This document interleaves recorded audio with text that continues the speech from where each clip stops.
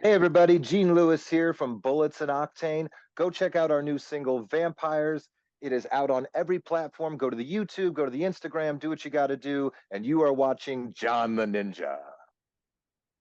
All right. Ladies and gentlemen, how you doing? It's John the Ninja live in the dojo, aka the dojo, and you know it's Studio 3. I'm gonna have to come up with a whole new intro because that's getting too much considering the time limits I'm having placed on me. And that's not anybody's fault but mine.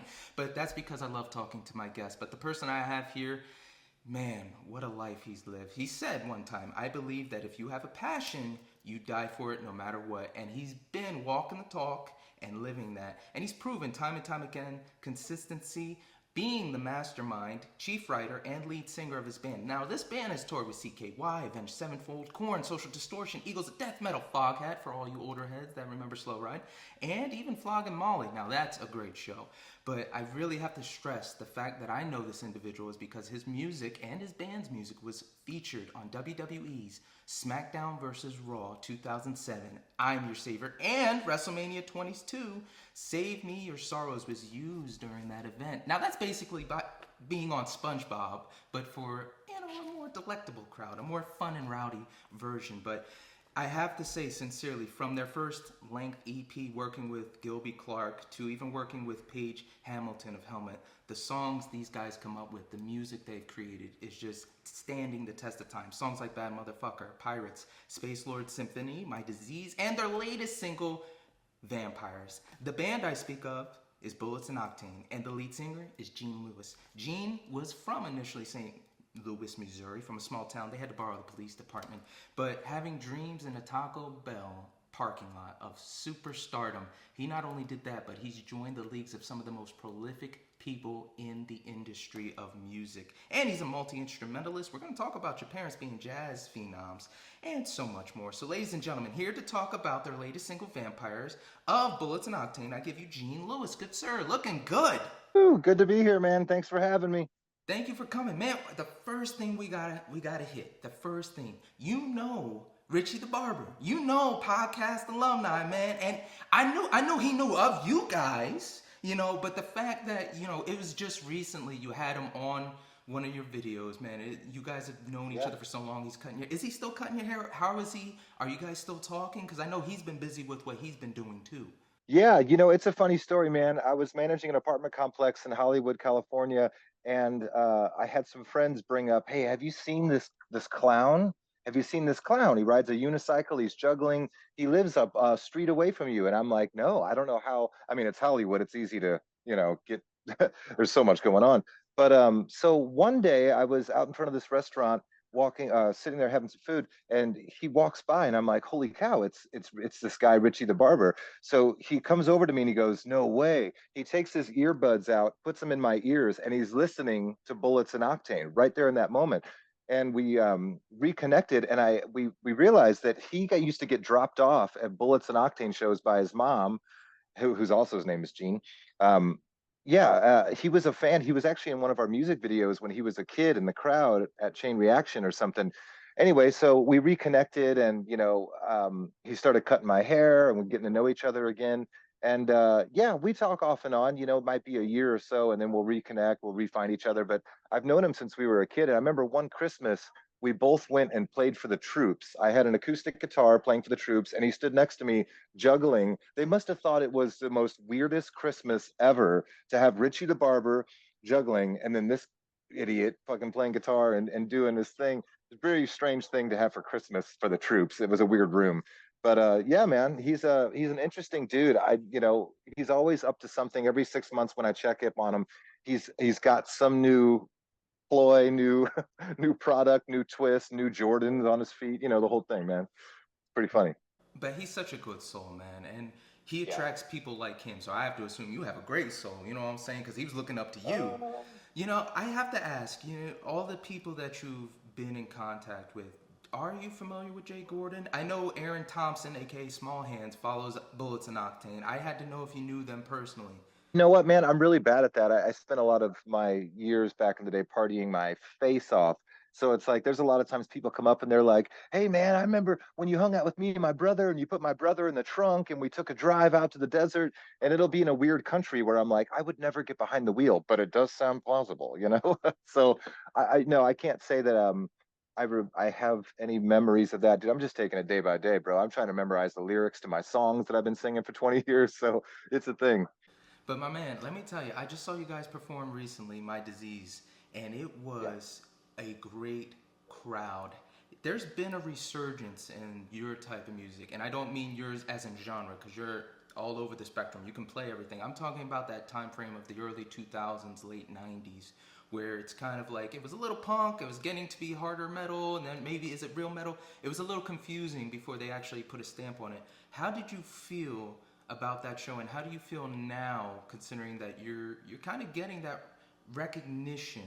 I mean, you've had that wonderful start, you know what I'm saying, playing with Avenged Sevenfold and others, but it's a little bit different when the nostalgia kicks in, and it just means a little bit more to the person, soul-wise.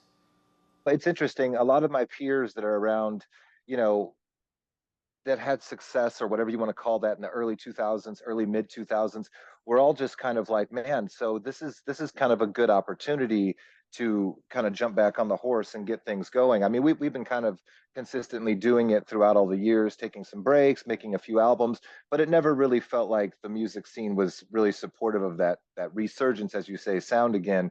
So it is kind of back around. There's a lot of these festivals, like when we were Young Fest and different things that are celebrating basically what was going on 20 years ago. But it's always been kind of this strange thing because when we started, Avenged Sevenfold was coming about to come out with a City of Evil albums and all that touring stuff. And, we kind of just jumped in head first. There was this weird window. And I don't necessarily know if Bullets was the exact sound for that, but we kind of got swept up in this tornado of what was going on then. And it feels like it's slightly the same today. So we're going to see what happens for the rest of 2024. But we have a lot of great singles coming up, like Vampire single, all these different things. So we're just going to roll the dice and say, life's short. Let's just see if there's more life left in it, type of thing. And something else I found fun that I really am excited to see. You guys said that you were going over the old VHS tapes, and because prior to, I was thinking like, you have so many stories with all these people and all these experiences, at least the ones you can remember. Like, why not a podcast? But now I'm seeing that you guys have actually been scouring the old VHS tapes, trying to gather stuff, more content for this year. Have you seen anything that you quite necessarily didn't remember, but you saw and it made you smile like that? I mean, it's like, I can't believe I forgot that great memory that we did that. Yeah, I mean, it's an interesting. Back then, we didn't have cell phones that were recording and TikToks and Instagrams and stuff, obviously. So it's like back then we would carry around little, camcorders with tapes, like actual video tapes in them. And if we were smart enough to remember each day to bring it out, we do find some cool things. It's really just the main thing is seeing familiar faces from back in the day. And when COVID was going on and everyone was in quarantine lockdown, it gave us and some of my friends a little bit of time to go dig through those boxes of old VHS tapes and put them, format them onto the computer, onto the hard drives. So there is some stuff, we're trying to find if there's any gold in there, anything special, because most of it's just kind of nonsense and us being silly, which might be kind of cool, but there's a lot to go through. So we're taking our time sorting through that, and hopefully we'll have some really interesting stuff. And hopefully we're gonna have a little bonfire and burn some of the tapes out there that are more evidence than anything. But again, man, I just remember being a child and watching you guys perform, watching all these bands, and it was the one thing I wanted to do in life was go to spring break. They had MTV spring break, they had VH1 spring break, they had CNN spring break. I was like, I want to go to spring break. I missed the train, but there's a good reason for that because I would have lost it too. But I want to focus on the relationship you have with not just the current set list and the current band, but the band as a whole. Because a long time ago, you got some advice from the mighty Boss Tones bassist. I can never say their name right, but he basically sat you to the side and said, "Hey, listen, so and so, blah blah blah." Not verbatim, but he said, "Hey, listen, take care of your family. Just be careful." And you didn't necessarily get it at the time, saying basically there's many factors in the music industry you have to be aware of and be careful of. And of course, when we're young and dumb, in one ear, out the other. How have you implemented that now? How is that advice ringing true now, and how have you actually used it? Was it more of a, we went through a lot of glass doors before it caught on, or is it now kind of like, no, we have our senses about us because of what we went through, being at the height of everything and then having to start over? That's a great question. Yeah, I think the overall gist of what that has ended up being is, you're young, you kind of think you're a rock star, and then basically things start taking off, and everybody's egos gets involved. And if you split it up, the family from the beginning like that, everyone can kind of creak in and give you different types of advice, and it separates the band. It separates what it initially is, the heart of it. And I kind of take that now as the same type of thing. Like, no matter if it's something really good coming our way or bad things coming our way, you have to be able to communicate. And I know nowadays there's so much more of a platform in society of mental health and being able to communicate and having healthy ways to, bond with each other as a band and things like that. So I think, as we all get older, there's a little bit of wisdom that comes along with falling down over and over again, to where no matter how great things are or how much someone comes in and says, hey, you're the star of the band, you should do your own thing, or you're the, those types of things is what breaks up a band. Because the reason why you got together in the first place and you're working together as individuals is because there's something that you respect within each other that brings something to the table. And without that bond, that guy was right. The Mighty Mighty Boss Tones were a band, or is a band still, for like 40, almost, I'm assuming almost 40 years, maybe something like that. And, they stay true to themselves, even if things get a little weird. And I try to remember that. It's a lot easier now when you're in your 20s. I mean, my goodness, you're just all over the place and you're believing a lie for sure. But you sympathize and understand that idea of being hungry and going for it. You know what I mean? You said something that was also cool, that when the AR guys came through, when you were about to get your first deal, you learned from doing everything right that doing the right thing doesn't work. So you would go to these companies, you would go to people and say, yeah, we got this, this, that, and this, make it look all good, and then nothing. And then when you flip the script and did the Morgan Freeman from Shawshank Redemption's kind of like, yo, F y'all, get out my face, started saying random things, that caught their attention. Then they wanted you. I've struggled with that in success, where, doing the right thing versus doing the wrong thing, doing what you're supposed to versus taking a chance on yourself.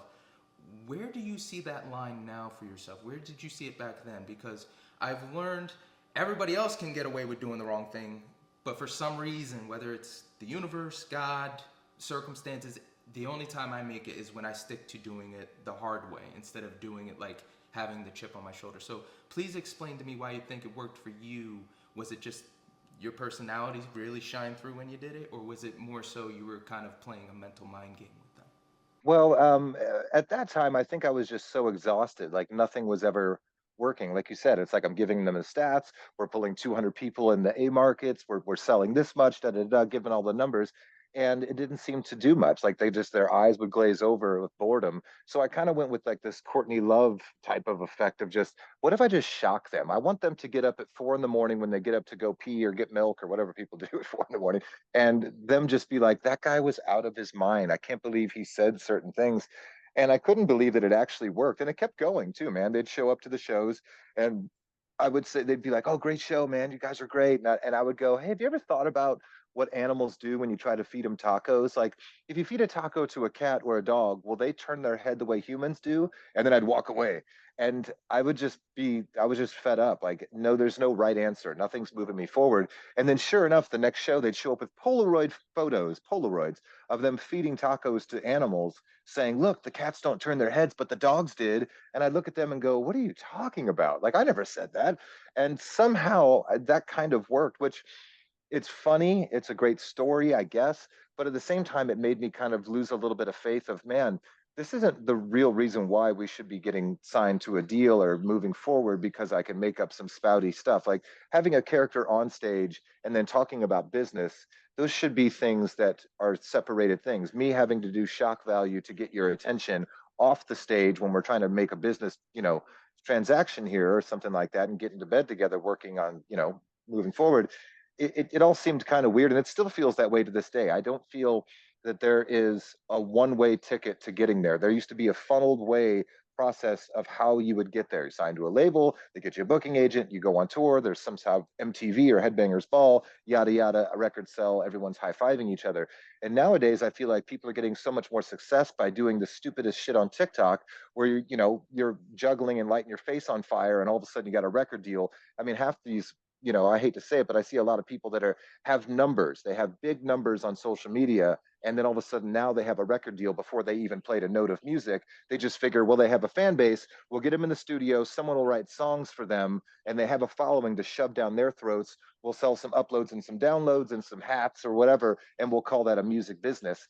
And I don't know, I'd like to think that there's an undercurrent of people and younger people out there who are fed up with kind of this plastic. Like even our cars, they're all made of plastic, everything falls apart. There's not going to be a junkyard 20-30 years from now with Tesla parts. There's a Tesla bumper, look at that plastic bumper. There's no such thing. Everything is disposable these days. And I'm hoping and praying that there's going to be a group of people that really crave true art and people doing their own thing, and that's going to resurface because people are going to be fed up with just kind of I took this to a way different direction, my brother. But people are just going to be fed up with just kind of disposable music and disposable rock stardom or stardom in general. But you're more than vindicated in your statements saying all of that, because there are a lot of pure artists. I'm not saying what people are doing now as far as the craziness on TikTok isn't art to an extent, but you've put the time in. You understand what's happening behind not just the music business and the actual creation of the music. So when you've spent a lifetime of working it, knowing exactly what's right, what's wrong, what's stupid, it is kind of it feels like an insult a little bit. You can't hate them for hustling, but you're also kind of like, come on, man, like what is this? You had a statement where you said you had to grow up. You've gone through a lot, a lot of partying in the early 20s. You've gone through a couple of marriages, but the one thing you said that made me think of Bon Scott, you said, music is my life, and when I realized that, that's it, everything else didn't matter. It's not about the money, it's not about the fame, it's just music. And once I committed to that, that's kind of when you sort of found a peace. And the only person I ever heard say something close to that was Bon Scott. He didn't even say it like that. He said, yeah, she left me, but rock and roll never leaves me.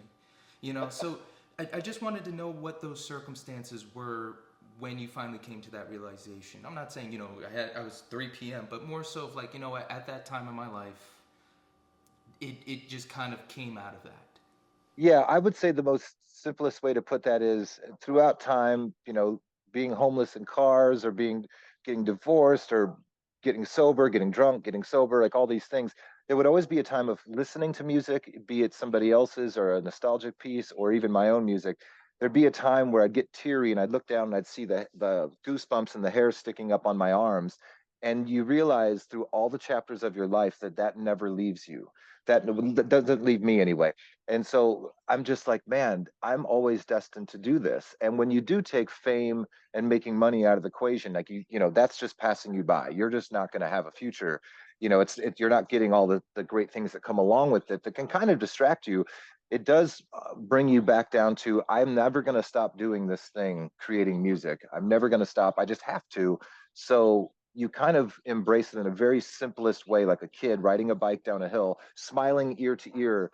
It will always bring you some sort of joy or fulfillment.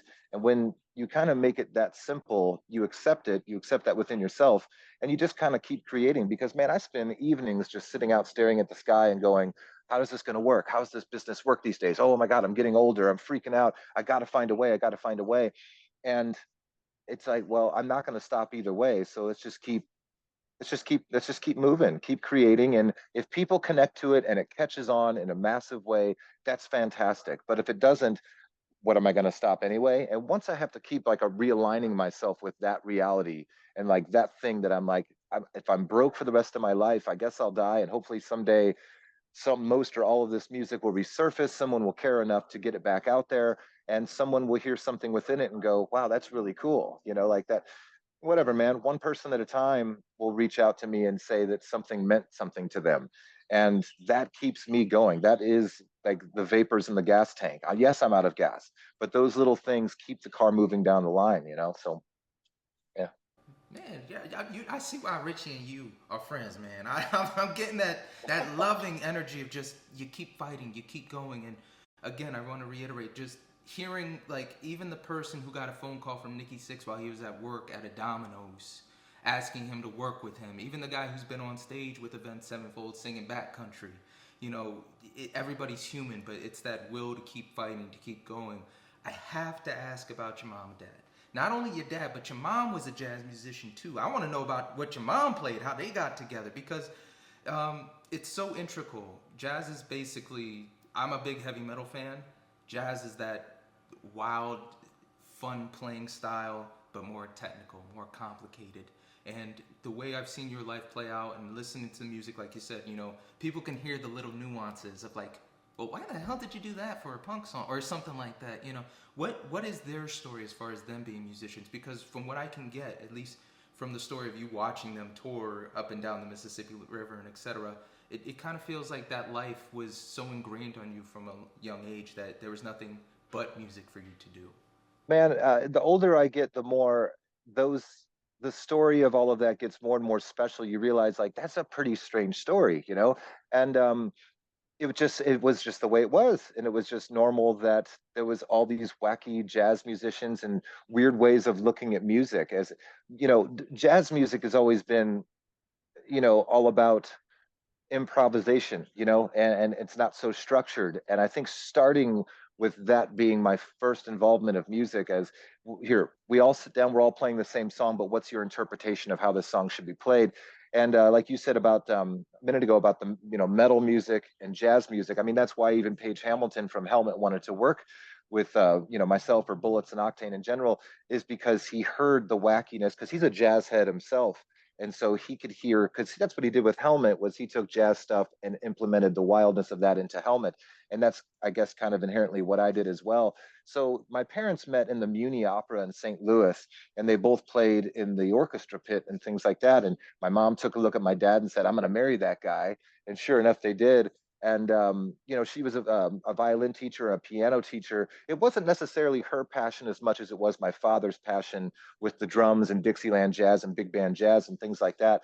So to see that jazz music come in, my brother listened to hair metal, Guns N' Roses, and all that stuff. My neighbors listened to classic rock, and all my friends listened to punk rock and grunge and stuff. So there was just a bombardment of just all of this music, and it never has really fit. I've been challenged by managers and A&R people over the years to be like, hey man, you're all over the place. Can we just stay in one lane and do one thing? And I always felt like I don't know if the world's like that. I remember analyzing this driving down the street by Udell Taco, where they have a great cheeseburger at a taco place, and people were driving SUVs. It's an off-road vehicle that rides like a car. And you know, I'd stop by high schools and talk to kids, and on those old school CD booklets that you'd flip through, you'd see an Eminem CD, a Marilyn Manson CD, a Blink 182 CD, and a mixed CD, and that's just on one half a page out of a full CD Bible. And I'm thinking, why is it that they would like to have one artist make one sound? Speaking of Bon Scott and AC/DC, there's certain bands that do one sound, one album, every album, it's the same thing.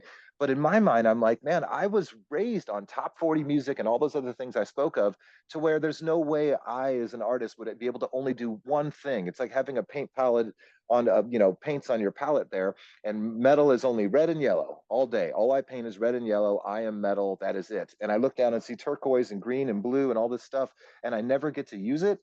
I just won't work that way, you know. So I will definitely spit out different albums, will have different sounds. And if you get it, great. If you don't, I'm expressing myself either way. And I think in the long run, man, the bigger picture of life, your whole body of work will be celebrated in some way, that you didn't hold yourself back because of the way the business is telling you you have to sound like one particular thing. That just seems extremely kind of boring to spend your whole life like that. If you're already taking a chance in the music business, you might as well be able to have a little fun expressing yourself in whatever way that is at that time. And guys, I'm telling you, you gotta check out his YouTube channel as well, because he was killing it on drums. He's got a couple of singles you gotta check out, you know, Pretty Little Thief, you know. But I really want to stress like what your dad taught you as a drummer, because back to the YouTube I just mentioned, you have one where you're just cycling through music. I play drums. I'm not a drummer. You know, I'm self-taught. You know, my thing is guitar, my baby right here. But Ooh. it's something to notice where, you know, I'll see somebody playing and you can tell like, oh, they're sloppy, they're stiff. Man, I've never seen somebody play so effortlessly with It looked like the limbs were just wiggly giggly, and then the posture was there. And I just love the sound you were creating. So when you started playing, did you start on drums because your dad wanted to? Did you ask him? What was your musical journey to becoming a multi instrumentalist? Great question. So, my father, we went down to the basement, and he put on a song called "Birth of the Blues." He sat me down, gave me some sticks, and he said, I'm gonna run somewhere. I'll be right back. Just have fun." And years later, I found out he was hiding behind the wall to see if I had the thing, and I guess I did. And that was just the beginning of it, man. You know, every day I'd run down to the basement and put on, I don't know, Primus albums or weird stuff. And I would play every day about an album and a half. You know, this was old school tape stuff. So you'd put on side A, play that, stand up, flip it over, put on side B, play that. And that was very primitive. When you're young, you're just like have all that burning energy and all that stuff. But then as soon as like, you know, puberty and all that stuff hits, you find love, you get your first girlfriend, and you fall into that whirlwind of relationships and all that crazy stuff that drives you mad into your 40s or your 20s and all that stuff. There's a different side that wants to be explored inside of you, and that's what I kind of like, the melodic side. So you have your rhythmic side as a teenager and as a kid, just beating the hell out of shit, like that's what you do. And then all of a sudden you flip into this, I have more to express, this sad and melodic thing. And then the guitar came into play and other instruments of melodies and harmony and writing lyrics and stuff. So putting the drums aside for a few years and just focusing on the craft of learning yourself, learning your instrument, playing chords, and expressing some weird melodies and how far you could stretch that. And then you return back to the drums and then you incorporate those two things together. And that's just kind of been a recycled thing over the years. You jump from one thing, so it's great. It gives me a chance to take a break from songwriting and go play drums with Letter Kills and go on the road and just beat the hell out of the drums and enjoy the rhythmic side of laying down the backbone for a band. And then to put that take that hat off and go pick up the songwriting hat again, and then go in front on stage and be a front man, like a David Lee Roth type of style thing. I feel like, much like Dave Grohl and people like that, you kind of need to take mental and emotional breaks from each one of these things. It's all encompassing, sure, but in order to kind of return back to the songwriter hat, because I went and played drums on that tour, I have a whole new perspective. Like I remember Dave Grohl going and playing drums with Queens of the Stone Age, whatever, 10, 20 years ago, and then came back and all of a sudden he wrote, Learn to Fly, some of those like hits that we know. And it's like, if he wouldn't have taken a break to go play drums with Queens of the Stone Age, would we have gotten some of those hits that we got in the mid to late, or 2010s, 2005 era? So I think it's important, man, to spread yourself out a little bit, take little breaks. What else is out there? And of course, you also played No One Knows on that video I was talking about, and that's why I was like, all right, my man got the sugar, he got the sauce. You know, it always fascinates me. I've talked to a lot of frontmen. Some of them played other instruments, became frontmen, some new, but they always say this weird thing of like, I had to learn to be a frontman. Sometimes it's cut and dry, like, yeah, you're not a singer, we're gonna get you there. Other times they said, I wasn't a stage presence, and then you see the videos of them even when they were saying they were trash. You're like, you sure? Because I've seen crappy singers, man. I look at John Bush and I'm like, yo, he's got it. I don't know what he's talking about saying he's not a good front man. There's no wasted movement with you on stage. That's what I look for in a front man. They're singing. It's no offense to David Lee Roth. It sounds like it's part of the song. He's not just talking. They're singing. Their movements make sense for the music. It's along with it. They're making it fun for the crowd. Like I said, man, you've got that. But you said you had to develop that style. When you finally went, hey, I need to be a lead singer because I don't want to be the drummer caught out in the snow. What was your focus? Who did you look up to develop what you have today, man? Because you still got the wired, I almost said hangerphone, microphone, and I enjoy that. I love when they still go for that instead of the wireless. Yeah, man. I mean, the David Lee Roth thing is a great example. I think he always says, I'm not a lead singer, I'm an entertainer.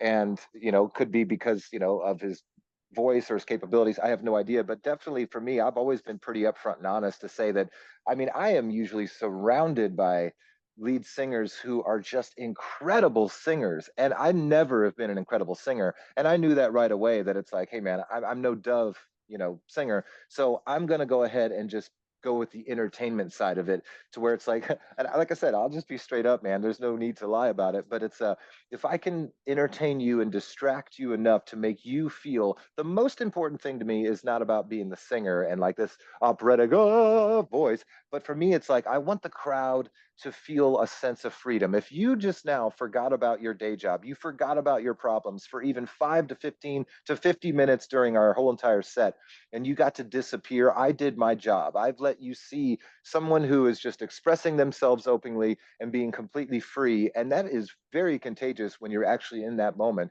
And if they forget about their life and they just let go and close their eyes and shake their head and get into it, start moving around without any care of who sees them and who's next to them, that is exactly what my interpretation of musical expression and just freedom of art in general, right?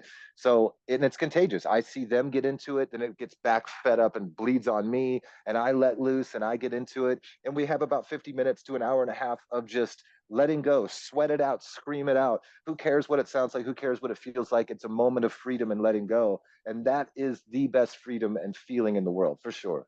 I just wanted a side note because as you were talking, it reminded me of you doing Set on You in the kitchen, and with that feeling, you saying like you're forgetting where you're at, what's happening. Watching that video of you in the kitchen with the three ladies singing that, and then coming in at the right times. That's kind of the vibe I got. I know that was a time frame where you were writing solo stuff and you were looking for your Elvis Costello kind of trying to hit everything appeal. Could you tell me the story behind that? Of how who those ladies were, where that beautiful idea of like, hey, let's just do it in the kitchen came from, because that is a moment where I'm sitting here and I'm like, you know what, everything you're saying, that's exactly how I felt. I kind of drifted away into the music. Yeah, that particular video, I worked at this restaurant called Bird's Cafe in Hollywood, California there, and great little Franklin Village neighborhood, little street with just all these restaurants and bars. And I was playing a lot of acoustic shows, and those three amazing women were working on the same block, and they were like, "Man, I love that song. Man, I love that song." And I'm like, "Hey, you ladies sing.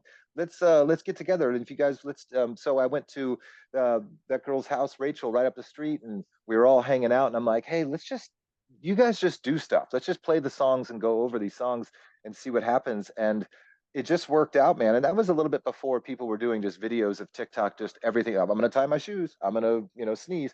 It seemed just pretty organic, and people were just jumping on board playing with me because they believed in the songs and they believed in what I was doing. And it was a really fun time, man. There wasn't too much about chasing after the dream or success and we got to build a fan base. It was just, let's make some fun songs, and you do the dishes, you read the paper, and I'll just sit here and play. I love that video, man. It's a fun little, just a nugget of time. Speaking of which, man, I gotta hit up Johnny Udell, man. Philadelphia pride in the house, man. Yeah. He's another one of those drummers. I'm like, I bow down to Yeah. your style.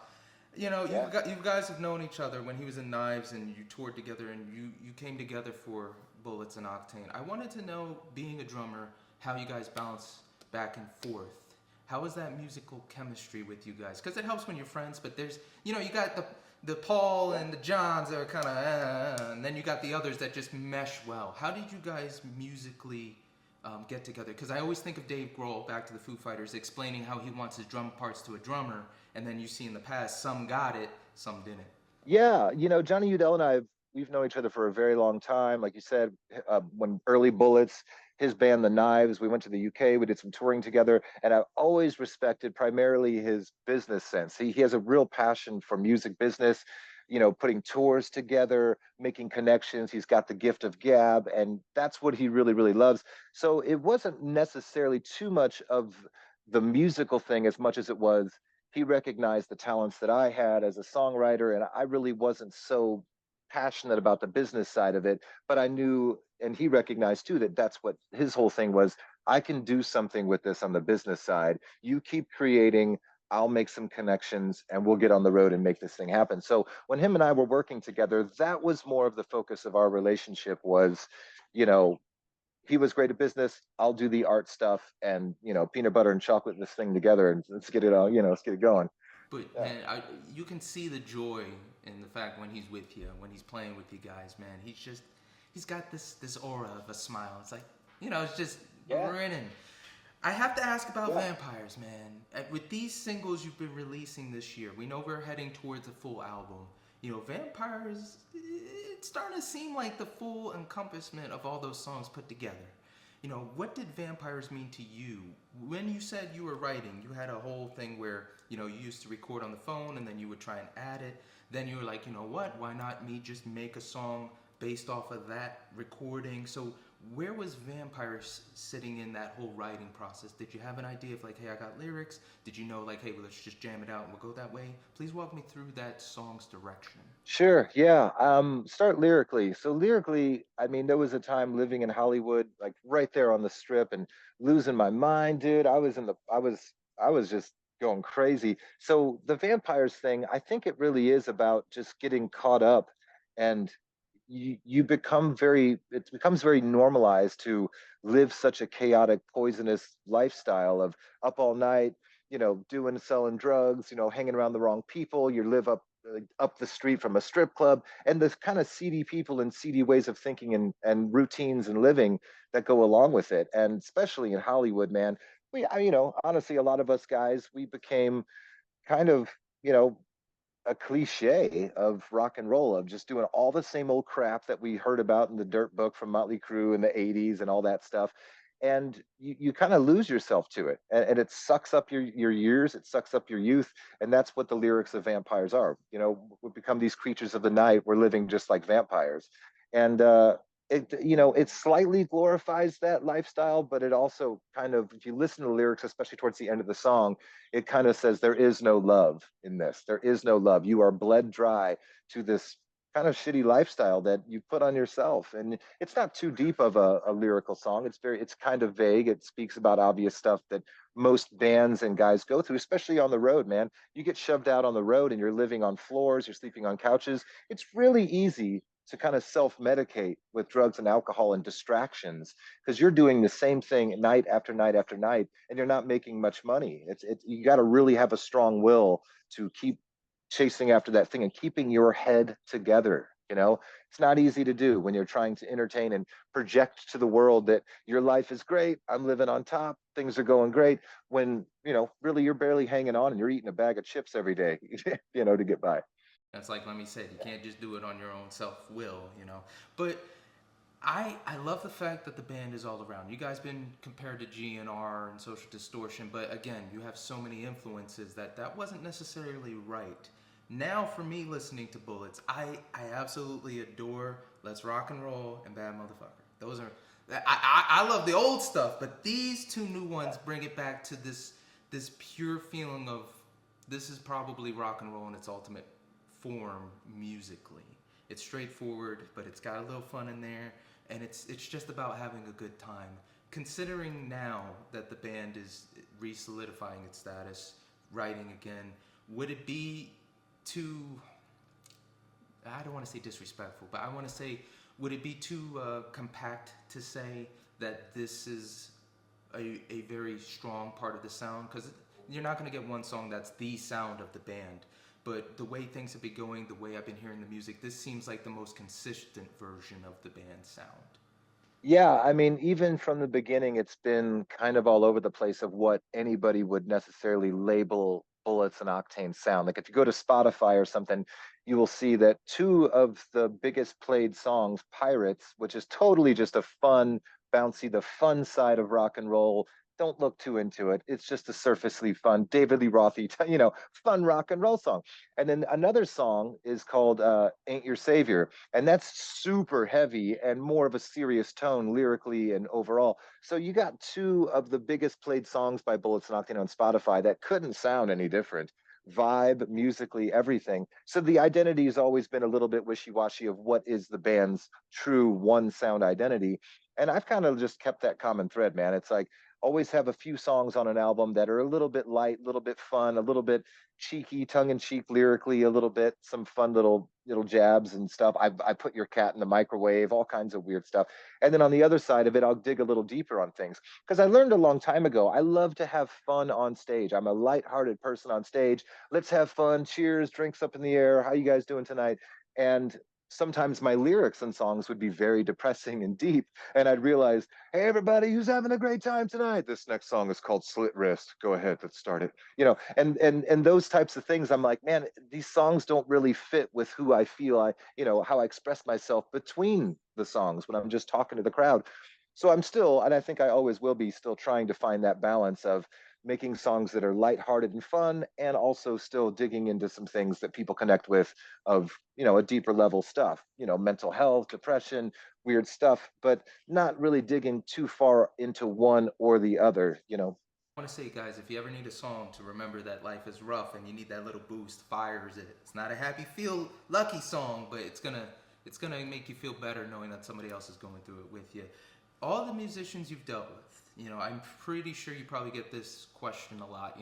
Having drummed with Rev, the one time you guys closed down Avenged Sevenfold and you guys closed down the Guitar Center, you have these opportunities with these exceptionally talented people. I think my heart broke for you guys when Tom Morello shook his head at you at that incident. But I wanted to know if there was a time you were with a musician and they showed you something musically, and that was it. For some reason, it just stayed in your heart. Like, oh, you know what? I never would have noticed that. But damn, that was a good experience. Yeah, I mean, I think rest in peace, Jimmy Sullivan from Avenged Sevenfold, the Rev. He Man, what a great guy. That guy, was a constant reminder of what was important. Like, I remember we'd get, off of the City of Evil tours and stuff like that. He was still driving his mom's minivan, dude. He didn't care about, like, I'm gonna go buy this new, glitter Camaro and be this huge rock star. He really genuinely cared, like, about art and music. He'd come out to my acoustic performances. We'd sit in the parking lot at the old Slide Bar in Fullerton and just listen to music, sitting in the car at night, just sitting there listening to stuff and being like, huh, what if we put some tambourine here? Or, what we should do. And it was just like so weird because, then you'd look over and go, you're like the drummer for Avenged Sevenfold, and everyone sees you as this ginormous thing, MTV Awards, all this TRL, all that. And here, this guy he could care less about that stuff. And he really did care about songs. Just, let's hear it. Let's hear what else you working on? What's the next song? What's this? And, like, analyze it and dig deep. And that guy, he'd play piano great. He had melodies everywhere. It's obviously in this amazing drummer. And meeting people, not all the time, obviously, but once in a while, you meet those guys where that's where their head and their heart is always at. And that reminds you, like, that's really all that matters. That stays consistent throughout. Just keep that in mind, no matter all the different things, the hot topic, fashion trends, the things that come and go. Those things, those things are fleeting, man. But just writing good music, good song by song stuff, that's what it's all about. Yeah. The biggest question and most important I always ask is, what's the best piece of advice someone's given you? It could be from anybody, could be randomly heard, but somebody always says something that throughout your years, it kind of hits different. I remember Ted Aguilar, Death Angel, said, hey, just live. And, you don't know the way the world is going. And then pandemic. Doyle von Wolfenstein said one that was really, really funny. He's like, is the effing you're giving worth the effing you're getting, But it's always something somebody else told you, and it kind of clicked in your mind. Like, I remember that years ago, and it's kind of been a guiding light for me to keep going no matter what the situation. Yeah, man. In so many different ways, people have told me in roundabout ways, you just got to write your story. You just got to write what's in front of you, what you're going through, write it down. It's not about recreating the wheel. It's not about competing. It's not about, well, how do I break through with all the competition to be the shining diamond, thing. Just write your story, man. Keep it real simple. Keep it real to yourself. Just write it out. Who cares how stupid it is? Just do your thing, your compass, man, your own direction. And to the young people, I always try to, like, focus on that. It's like, don't try to do so much of one band's thing. Find your own identity. Pick 3 or 4 bands or artists that you really, really like. Write down what it is about that artist. I really like this person's delivery. I really like this band's sonic qualities. I like that, and just pick a few things from a few of your favorite bands, and find yourself within there, because you're not going to really know who you are for many years of your writing. So you got to start somewhere, and just know that it's going to always be ever changing. You're never going to be the same next year or the year after that. It's always going to be a little something different, and just let it breathe, let it ride. And I'll be somebody else 2 years from now, and I'll look back and go, what did you think about my polka album, bro? So we'll see what happens.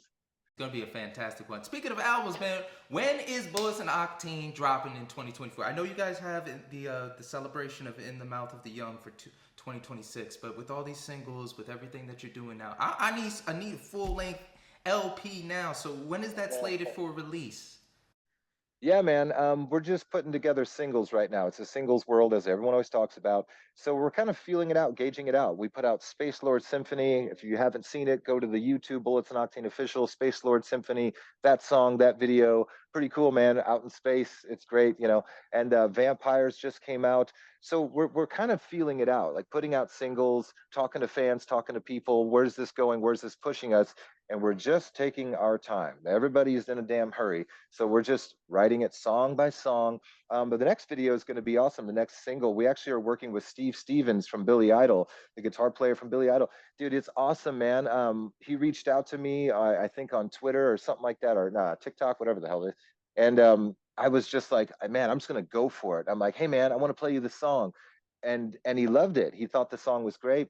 And so he heard the song and he's like, what are you doing with it? And I go, would you want to play on it? He's like, sure. And then I was like, do you want to be in the music video? And he's like, let's do it. So that's a huge thing. So everything's just like every song that comes out we're doing is opening up another door for the next single to have opportunities for. So yeah, we're hoping to have like a full length out and, you know, by the end of 2024. But if more cool things come our way, it might be early 2025 that you'll get a full brand new album, Bullets and Octane, full length album.